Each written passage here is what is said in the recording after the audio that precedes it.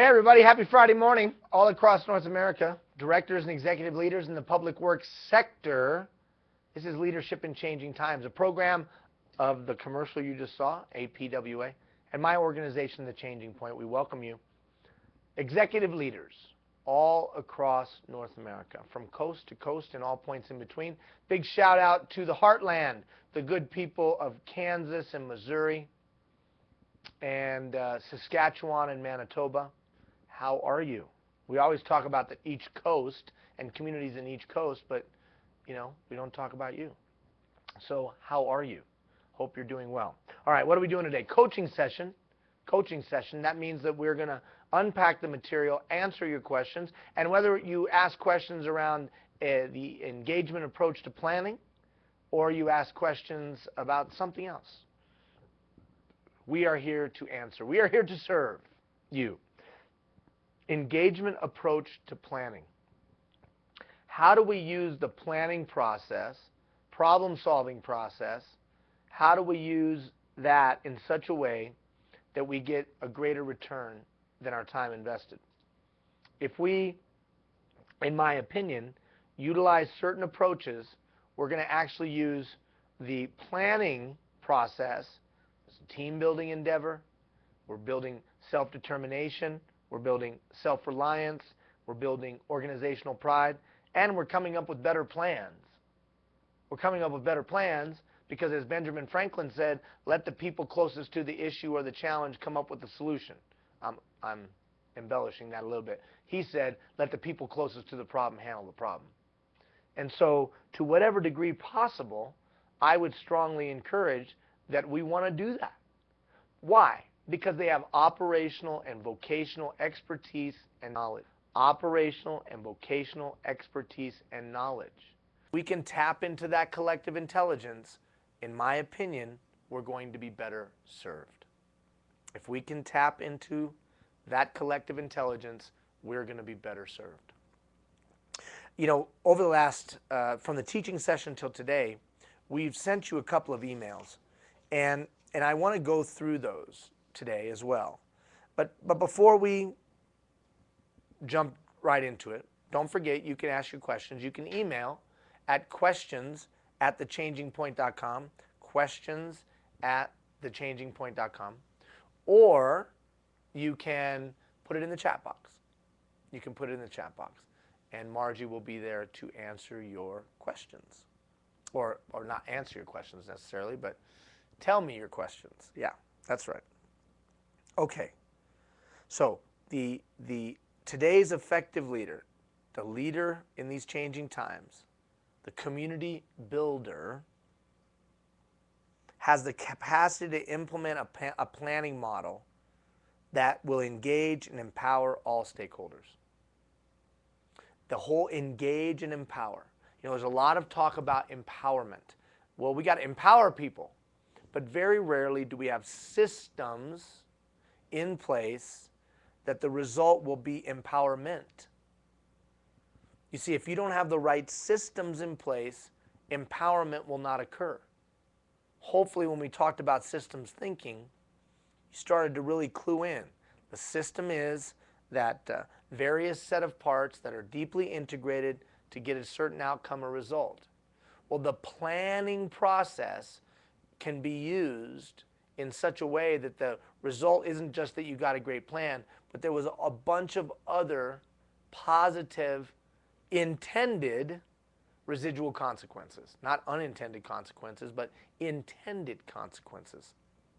And the key to that was that you followed some specific approaches. And one of the approaches that we talked about was tapping into the collective intelligence. And in the teaching session, I talked about, I'm going to adjust my stool here a little bit. In the teaching session, I talked about it. Now many of us, we brainstorm, right? We're going to brainstorm. Brainstorming. Here we go. Let's get everybody in the room. And we're going to sit down, and we're going to put white paper up on the wall with the little sticky stuff. No more tape. No more tape, Jeff. It's now just sticky. Sticky. So we put the sticky paper on the wall, and we all got our different colored pens, and we're going to go up there, and we're going to write our ideas, and we're progressive. We're enlightened. We are empowering our people. Look at what we're doing. And if we have any money in our budget, we might even bring in somebody from the outside to do that. Wow, how cool. The only problem is that typically when we say, what kind of ideas do you have? Staff says this: I have no ideas. That's your job. You're the boss. You come up with the ideas. So one of the things that I would caution you and say is, you can't just go headlong into this stuff. You can't just one day say, okay, I want everybody's ideas. And then, as we talked about 2 weeks ago, set up the room in a classroom style that's not conducive to conversation, and then wonder why people aren't giving you ideas. So I do think that the rollout of this is important. And so what I would do is, as I said in the teaching session, I would take a specific issue or a specific problem that is relevant to everyone. Now, if you go back and you think about when we talked about being an agent of change, we talked about implementing change, or we talked about systems for gathering thoughts, ideas, and concerns. You've gathered all those thoughts, ideas, and concerns. Now you've got to have an actual way to do something about them. And this engagement approach to planning, or this tapping into the collective intelligence, is that very tangible way. So what I would do is, if I were you and you wanted to start to really get your people empowered, and you wanted to engage and empower, I would pick out one specific issue that was a hot button issue or relevant to them. And whether that was with just your direct reports or with the department as a whole, or one aspect of the department. And I would use it as a learning experience, a real world learning experience, to teach them how we're going to utilize their vocational insight in the future, how we're going to tap into their intelligence, use it to come up with a good idea, and then move it forward. Now, typically, what I just said is usually what occurs. We line people up in rows, and we ask them for their ideas. We're here to talk about anybody got any ideas? And that's not going to be conducive to generate ideas. What I do is I just take a couple of key players, or a couple of the people of influence, and I'd sit down and talk with them. But let's use your direct reports as the example. So I take the direct reports, I put them in the room with me, and we come up with a problem. Whatever that problem is, we pull a problem. And we're going to take that problem and we're going to try to come up with a solution right now. Now, if you remember, if you recall, that when we talked about systems thinking, we talked about a way to come up with good ideas, and that we had to start with an outcome-based approach. And then where are we at today? And then we talked about the attitudes that have to be shifted, and then the activities that could shift those attitudes, and then the resources necessary. So we're still going to follow that same approach, but just in a group situation. So you're going to clearly identify for them, here's what we're trying to solve. And here's what we're trying to get to, the outcome. Now, all of you are going to try to help me build a way to get there. How are we going to get to that outcome? Now, typically, at that point, when we brainstorm, people would start throwing out ideas. And that's fine. That's good. But the nuance was the next steps. Because typically when we put all those ideas on the whiteboard, or we put all those ideas on the chalkboard, or we put on those ideas on the piece of paper, invariably we start judging those ideas. And that's why I advised you or recommended to you that we refine, right? That we combine and refine. So by combining the like ideas, we depersonalize the ideas. Depersonalize. Yeah, they're not attached to any one person. They're not attached to any one individual, so that we don't have those personal biases. We depersonalize before we begin to evaluate. We depersonalize it. See, because in any environment, when I throw my idea up on the board and people start beating it up, I start saying to myself, Well, you know what? I'm not going to bring out any ideas because it's going to get beat up. So by combining and refining those ideas, we depersonalize them, then we can evaluate their validity. Then we can pick them apart. Then we can do those kind of things. So that's an important step to tapping into the collective intelligence. Now remember, if I can get them to give me ideas, if we can combine those ideas, if we can refine those ideas, if we can then analyze those ideas and set them up in some kind of sequential way that would be the best for the result, to gain the result that we hope to achieve. Now I'm empowering. So the first time we're able to accomplish that, the first time we actually take their plan that they built, implement that plan, and it has success, we build organizational pride, we build individual pride. We reinforce self-reliance and self-determination. And we probably have a better plan. So that's the value of this in a broad and deep and meaningful and robust way. Remember, a plan is just a sequence of steps that is logical to reach a certain outcome. That's a plan. So by tapping into these people in the way that I'm recommending, I think you're going to have a better likelihood of getting them to participate. So just to recap, what am I going to do? I'm going to take something that's meaningful to my direct reports. I'm going to sit them in a room. I'm going to put that objective on the board because we want to be outcome-based in our thinking so that we don't get caught up with just rearranging the numbers, if you will, and thinking we're going to come up with the same answer or a different answer.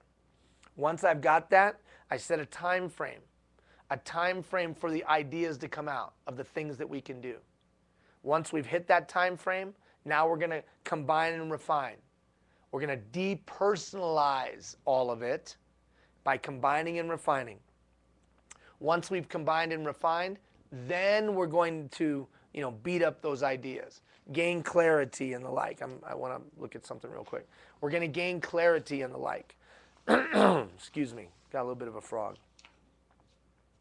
We're going to prioritize and rank those steps, this step, that step. Then we're going to agree on the actions and the timelines. Okay, guys, tell me, when can we get this one done? When can we get this one done? When can we get this one done? When can we get this one done? And once we've done that, what do we have? We have a plan. And who built that plan? They built that plan. I don't know how many times I've sat in meetings in public entities where we do the first 3 steps. We get the ideas. We get the ideas. We put them on the thing. We might even prioritize them. But we don't put the action to timelines. The who's going to do it and when are they going to do it by. So who's going to take number 1? I'll take number 1. When are you going to do it by? Next week. Well, who's going to take number 2? The 2 of us will take number 2. When are we going to do it by? 3 weeks from now. We can't wait 3 weeks. Can you get it done in 2? Yeah, we got it 2 weeks.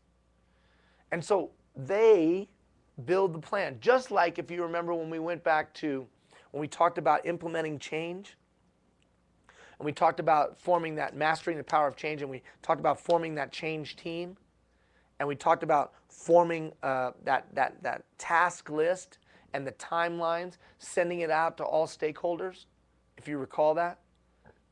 If you don't, go to the coaching session for Agent of Change right there on the learning portal. Don't do it right now. And it'll walk it all the way through. There's a handout, a flow chart, the whole thing. Once I have that in place, now what's my only job? To just follow through. Just follow through. I'm just going to follow up. Make sure that what we talked about actually happened. Now don't forget, you can put your questions in the chat box. Margie's there in the chat box, or your comments. She's taking them right now. So just go ahead and put them in there, and we'll go ahead and respond to whatever your thoughts are. So why don't we do this? Well, we don't have time to do it. Well, I would suggest you don't have time not to do it. Don't you need to be regularly coming up with great plans? In difficult economic times or in times of change, the planning is more important than ever before, than any other time. Martin Luther, not Martin Luther King Jr., but Martin Luther, the founder of the Lutheran religion, or Lutheran, I wouldn't call it religion, denomination. Thank you, Jeff. Martin Luther, the great reformer, as he was known. Don't start sending me emails if you don't like Luther, okay? I'm just trying to make a point here.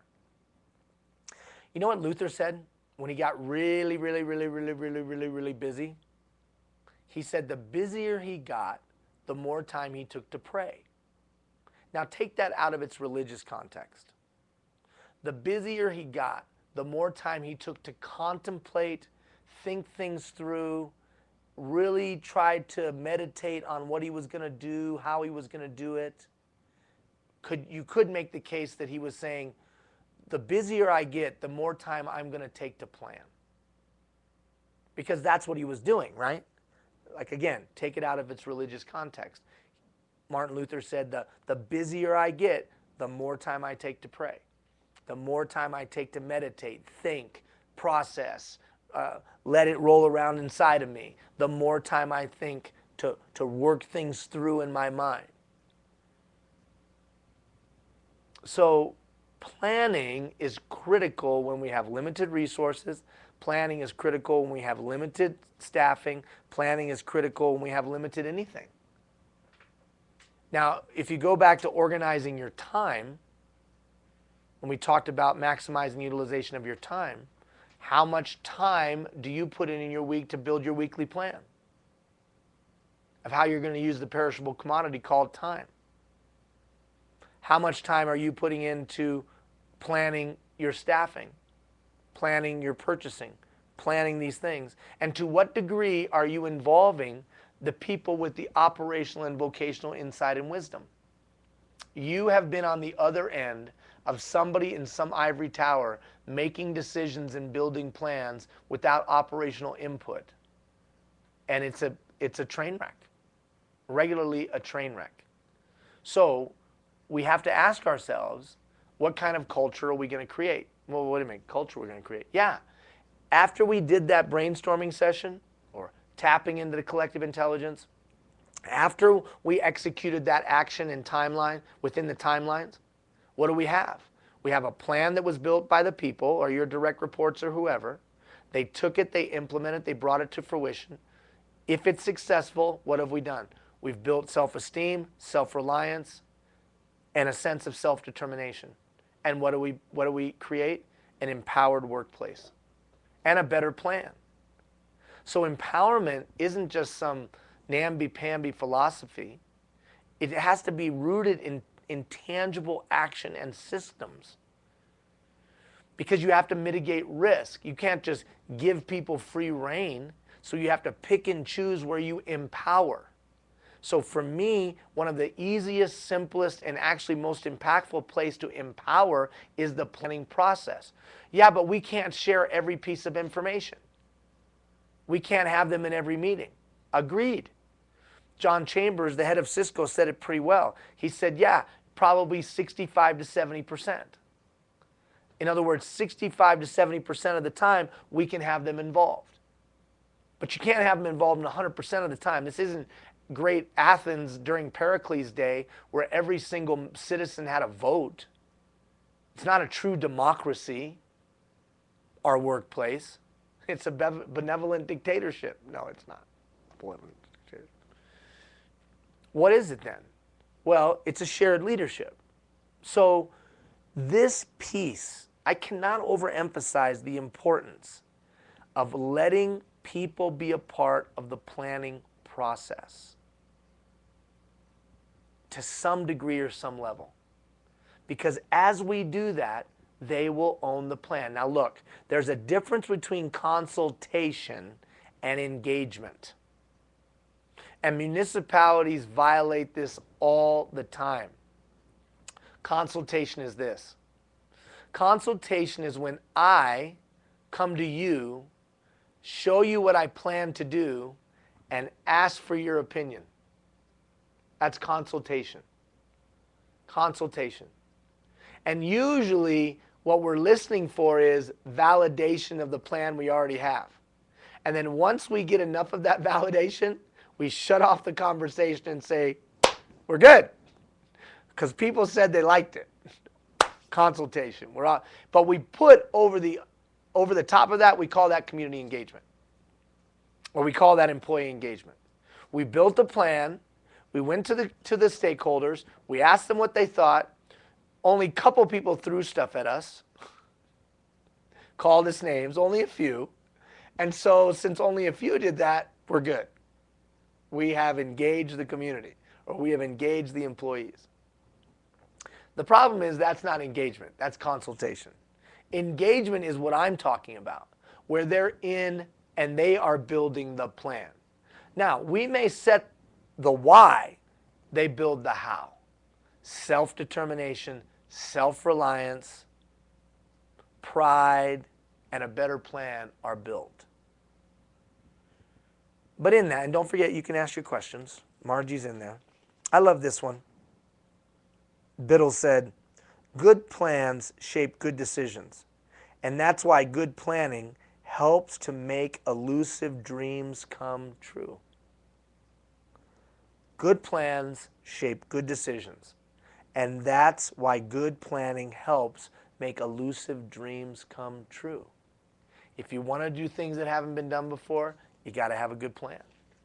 If you want to go where people haven't gone before, you want to achieve what people haven't achieved before, you got to have a good plan. On Monday, I sent you out an email. And it was really a nuts and bolts kind of an email. In other words, it was really tool-based. It's a tool. It's in the minutia of it all. It wasn't conceptual. It was actual words that you can use when you're having these meetings. Because the questions that you ask in these meetings, whether it's a brainstorming session like that, or whether it's a public meeting, the questions that you ask matter. So, an example. If you want to help focus the conversation or identify the key facts or information you need, then I'm asking questions like, well, what do you think about? Or how has this impacted you personally? Like, so you're doing some fact finding with employees. These are the kind of questions. What are you most concerned about? Remember, open-ended questions, let people talk. Or how about observation questions? I really like this. These are used when you want to know what they've seen or they've heard. Like you would do this in kind of a round table meeting. What are people saying out there? What have you heard about this? What do you trust, or who do you trust, has the correct info on the subject and why? See, that helps me identify the people of influence or the conduits of communication that influence them. What effects of the situation have you noticed? What do you know to be true about this situation? Or what do you know for sure about this situation? That's going to give you some keen insight, isn't it? You ask that question, and whatever their response is gives you some keen insight because that's what they believe. What do you know for sure about this? Well, I know for sure that somebody met a long way ago, a long way away, and this thing's already been decided. And this is all just a ruse. Oh, wow. Or whatever. How about analysis questions? What do you think the reasons for blank are? Now, it's important that when you're asking these questions, you're not then trying to defend. You're not then trying to justify.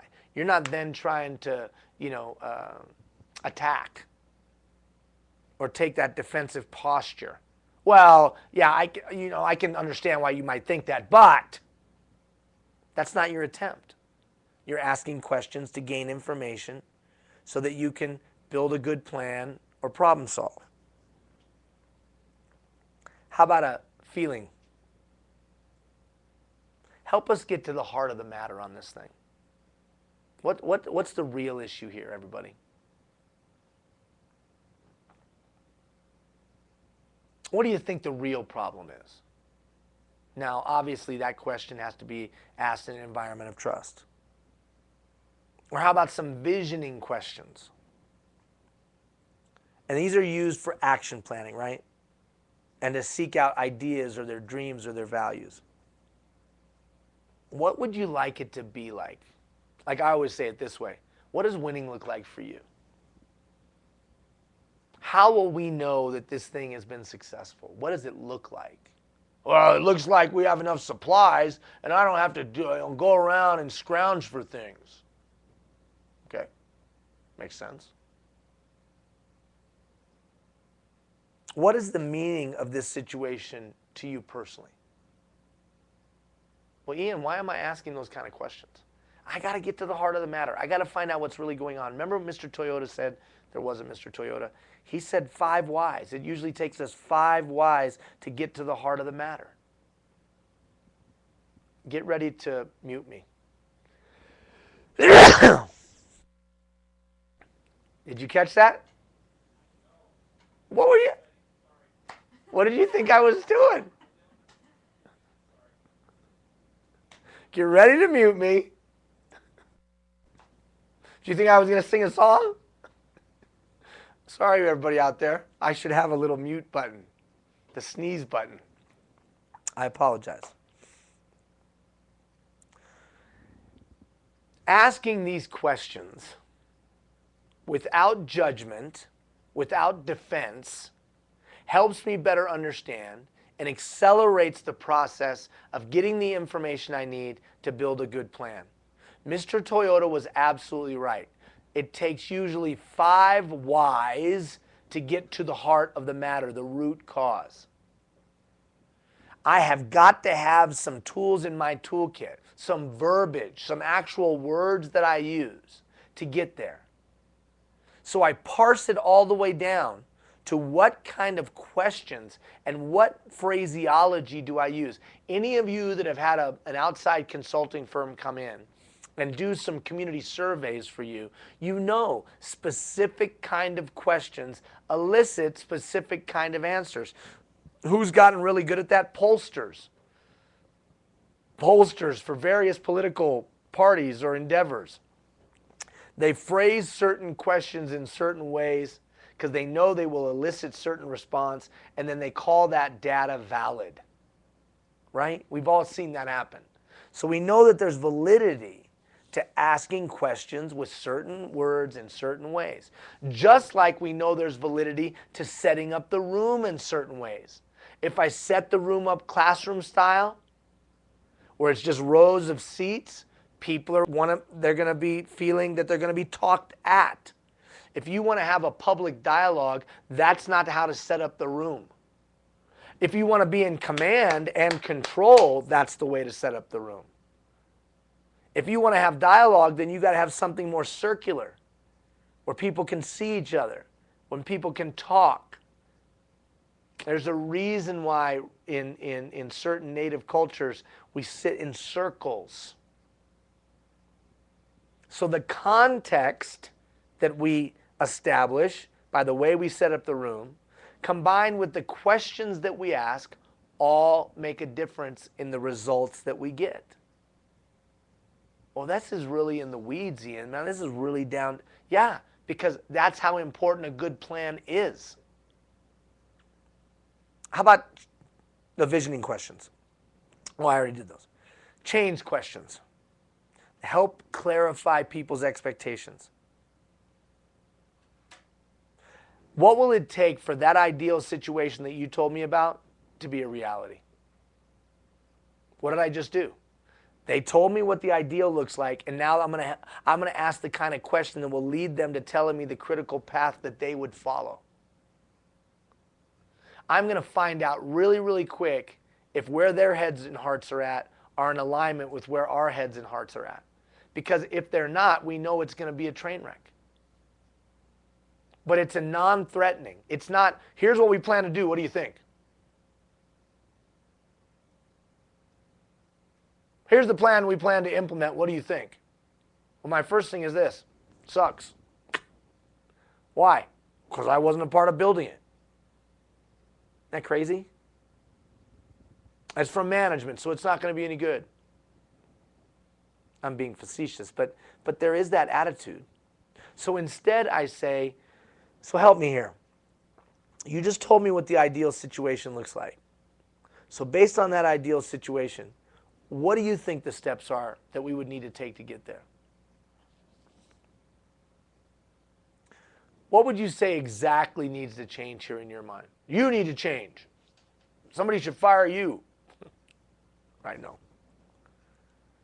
What exactly do you think needs to change here? And what do you think will need to happen for those kind of changes to occur?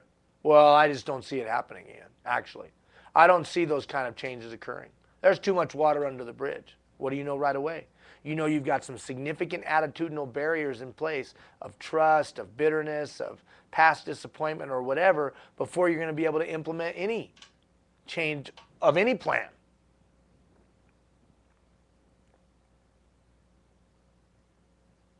What do you think you can do? What do you think you can do to make it happen? Now we drill down into the personal. What do you think you can do? What do you think what the effect would be if we actually did blank? If blank happened, what do you think the impact would be? What am I doing? I'm helping paint the vision of the positive impact. I'm helping them, in their own words, see why this might be of value or might be of importance.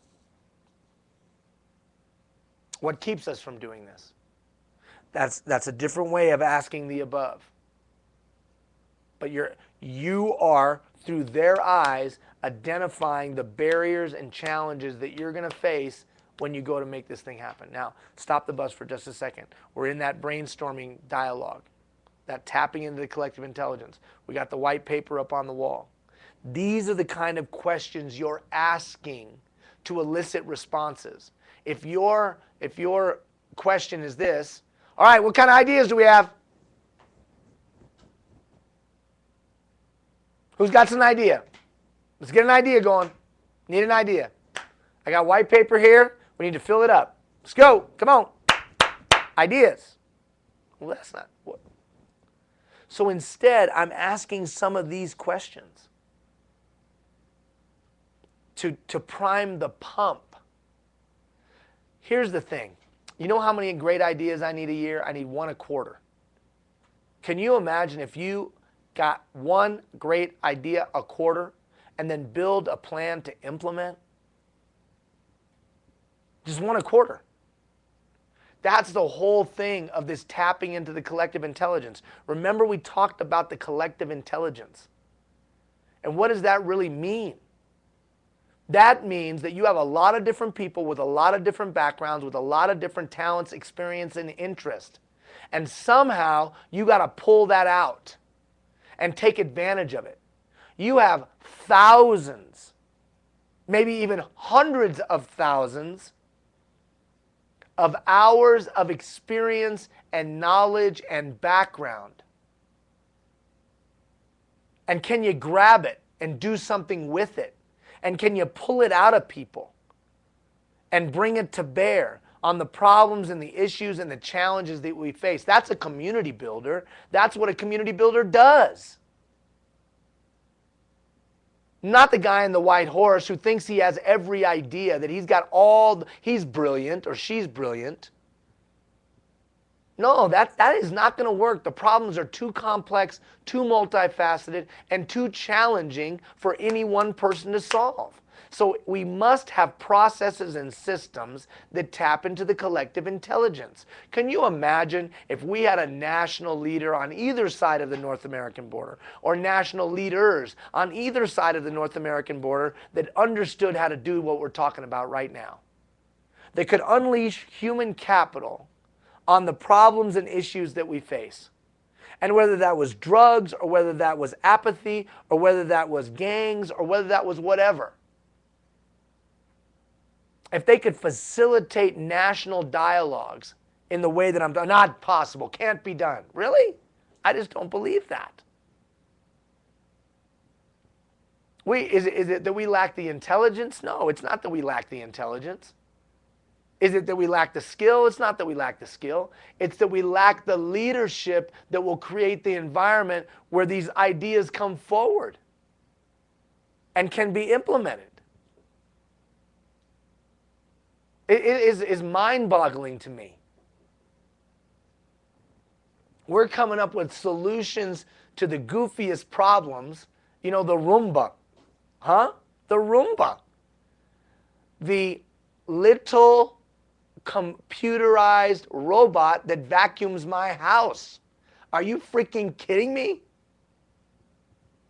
How amazing is that? That somehow in a day, that little computer, it's like the Jetsons. What was that? What was the Rosie? Rosie the robot comes and she vacuums my whole house. And somehow she covers the whole house. That's amazing technology, isn't it? And you know what the next thing they have now? The window washing thing. So now I can take a version of Rosie, a version of that Roomba, and I can put it on the window. And it will clean the window on its own. Sprays out this little thing, has a little wiper, does the window, and then somehow climbs off the window. Are you freaking kidding me? Climbs up on the window, does the whole window, climbs off the window. Really? But somehow we can't figure out how to engage teens in our communities. Somehow we can't figure out how to increase the graduation rate in our 15 largest urban centers. Well, because they're more complex. Really? That robot. You're telling me if we didn't get 20 of the brightest people in a room or stakeholders in the room and talk through some of the things that we're doing right here, we couldn't come up with a sound plan. And at that point, people would buy in because they helped build the plan. Come on, man. So I know I'm on a rant, but I'm trying to make a point. And the point that I'm trying to make is let's bring it into the four walls of your department. You got real challenging problems in your department. Yeah, but it's nothing that we can solve in our department. It's because of the elected officials or the commissioners or the whatevers. Okay, well, they gave you your hand that you have to deal with. Now you build plans based on what you got handed. And you make them as effective and as efficient and as productive as possible. See, that's one caution that I would give when you have these meetings. You have to say, guys, gals, this is the hand we've been dealt. And we can whine and complain that the world will not bend to our will, or we can find innovative and creative solutions to deal with it. And I'm coming to you because you have the operational expertise, you have the vocational knowledge, and you know about this stuff. So here's where we're trying to get. Now let me get some insight from you, and then I would use these questions. Why do you think this plan could fail? What a great question. Why do you think this plan would fail? What is wrong with our plan? What do you see are the inherent challenges of what we're about to do? Why do you think this sucks? I used to say when I'd meet with employees and we'd have these kind of discussions, here was my opening question to all of them. What pisses you off, excuse my language, what pisses you off most about working here? What frustrates you the most when you get in your car at night? Let's start there. And I know the first few times that I did that, used that questioning, they were taken back. They were like, really? Yeah, because that's what matters. Let's get to that thing. And let's start on that thing. How about this one? What would prevent you from giving your best to this plan? That's a really good one.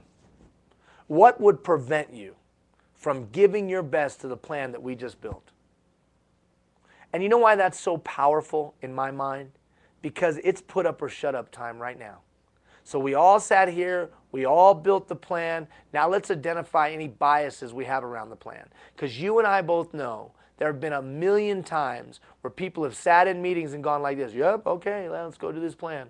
And in their head, they're saying this plan sucks. I'm not going to give my best. I don't like it.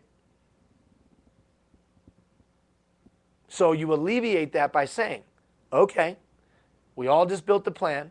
So what is it that will stop you from giving your best in this plan? This is coaching. So this engagement approach to planning is highly people involved, right? It's people-centered. Because it's engaging. And then they build a better plan, and then we walk it out. So then I said in that email, put these in your toolkit. Start using them. Start using them as you're going through your day. Because you can do this in the formal planning process, or you can do this in the informal, just walking around talking to people, asking these kind of questions. You can do this in a budgetary situation. Well, how would I do that? Well, because you need to understand what's really going out there in the operational side of things to be able to build a sound budget. You can use this to be a problem solver. You can use this in community meetings for your community engagement activities that is so important today. Getting community buy-in so they see the value of what all of you do. Community builders understand the engagement approach to planning, and they see the planning process as more than just taking a bunch of what we would seem to be logical steps, putting them in a sequence that gets us to a likely outcome or a desired outcome. That the planning process can be so much more than that. So much more than that. Now look, Margie's sitting in the chat box. She can take your questions. She's there, prepared to take your questions. Just ask your question. Now, if I don't get any questions, we're not going to just sit here and keep rattling on. We're not going to keep going on and on.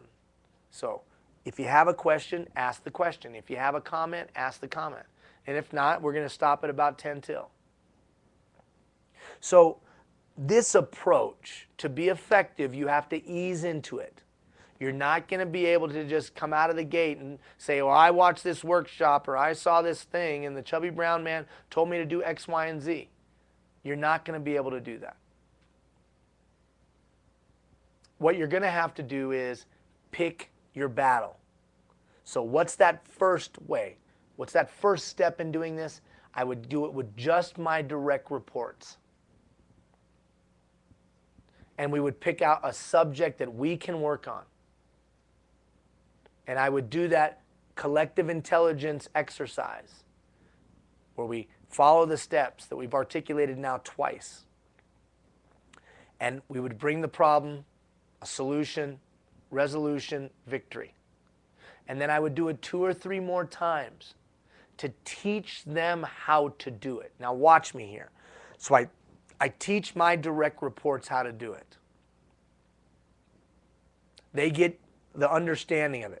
They have practical success with it. They get comfortable with it. And then they're going to do it with their people.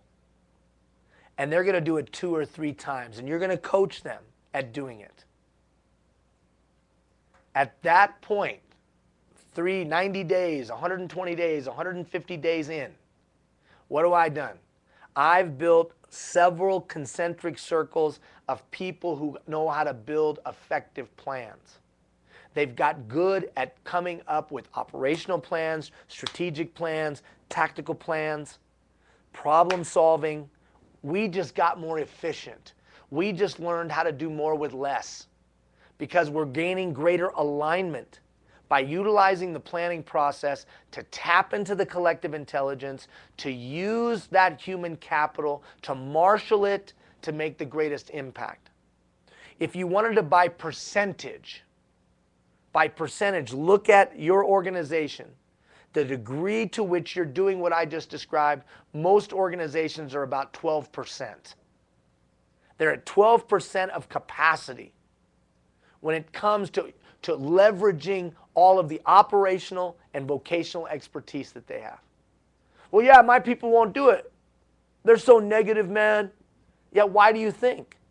They're negative because they've been let down. They're negative because nothing ever changes. They're negative because they think their opinion won't be validated or be treated of value. They're negative because they've seen 1,000 different flavors of the month come down the pipe. But rarely do I meet a public works frontline employee that doesn't have a little bit of pride down deep inside of them.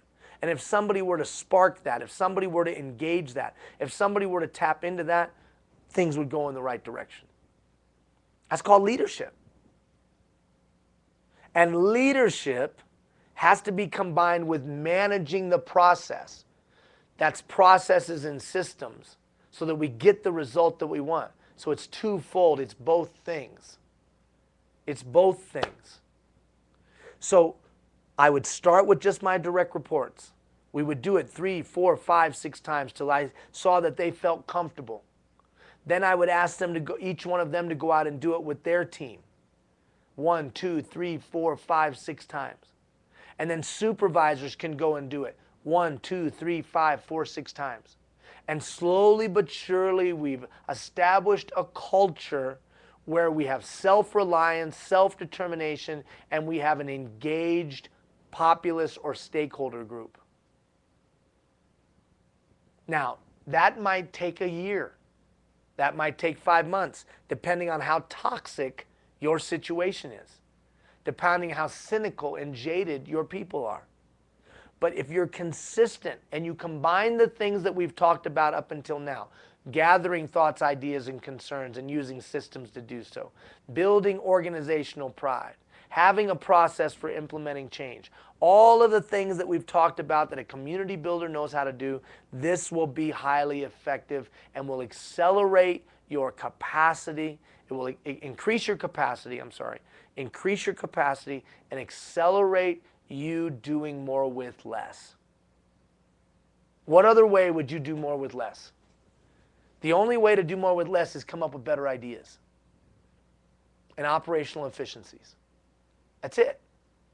You either have better people or you have better tools. That's the only way to do more with less. This guy all of a sudden can do 1.25 times the work he was able to do before, or you have a tool that allows him to do 1.25 times the work he was able to do. That's the only way you do more with less. That's it. There's no other way. And I think that this is an important piece of that. I got to look at something, see if anybody emailed any questions in. And it doesn't look like they did. And there's no questions in the chat box. So, no questions in the chat box, nobody emailing any questions in, then, then we'll wrap up. So we only got 3 more weeks left. We only got 3 more weeks left. We've got, we got this coming Monday, so we got 4 weeks left. So we got 4 weeks left. But as of today, your direct reports and your front line only have 3 weeks left. So this is it. We're right at the end. Now, many of you have sent in your one thing, and I've sent you notes back. Those of you that I haven't had a note, you'll get a note from me very shortly. Where are you at with that one thing? Are you progressing on it? Are you working through it? Where are you at with your one thing? Did you ever even pick one out? If you didn't pick one out, you still got 4 weeks. What's that one thing you were going to get better at? I encourage you to lead by example, pick out your one thing, and work to get better at it. So that you role model for others the ability and capacity to self-identify or have brought to your attention an area for need of improvement, a deficiency, a gap, whatever you want to call it, and then you took it and you got better. It's a hell of a lot easier to ask your people to do that once they see you've done that. So I encourage you, if you haven't done that yet, do it. If you have, kudos to you. Well done. Finally, in these coming weeks, we're going to start sending you some reports. Some reports of how your people participated, the level of participation, and so on and so forth. Just know that today, for the front line that's happening right now, and the emerging leaders later today at 1 o'clock Eastern, they start the last 3 weeks. You don't start the last 3 weeks till next week. You guys are 1 week off, right? And yours goes 1 session longer than theirs. So you'll end about the same time. Well, you'll end a little bit later than they do. but we're right at the end. Okay. We appreciate all that you do. We thank you for your time. Think about this engagement approach to planning. I've given you very, very solid, tangible tools that you could use to implement, but do it in such a way that you teach your direct reports first, and then they teach, and then it's taught, and then it's taught, so that you can take it, the culture, and establish it as just the way we do business. There's no doubt that your department is vital and critical. You touch every single citizen from cradle to grave. And more than ever before, we need you to have great plans. And we need you to utilize the planning process for more than just organizing steps in a sequence that seems logical to reach a desired outcome. We need the planning process to do more than that. And it can. It can teach self-reliance, self-determination. It can build pride. And if done right, it can come up with innovative and effective plans that will take on these changing times. Thank you for all you do. If you're in Canada, enjoy your long weekend. If you're in the United States, you got one more week to go and you get your long weekend. Take care, everybody.